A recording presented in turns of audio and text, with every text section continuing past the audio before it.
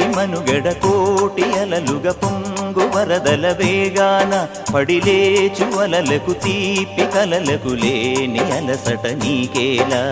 నల్ల నల్ల నీళ్లలోన ఎల్లకిల్ల పడ్డట్టున్న అల్లో మల్లో ఆకాశాన చుక్కల్లు. అమ్మాయంటి రావిల్లమ్మ అబ్బాయంటి సూర్యుడమ్మ ఇంటి దీపాలవ్వాలంట దిక్కులు. ఎవరికి వారే యమునకు నీరే రేవు నీరు నావదంట నావతోడు రేవుదంట పంచుకుంటే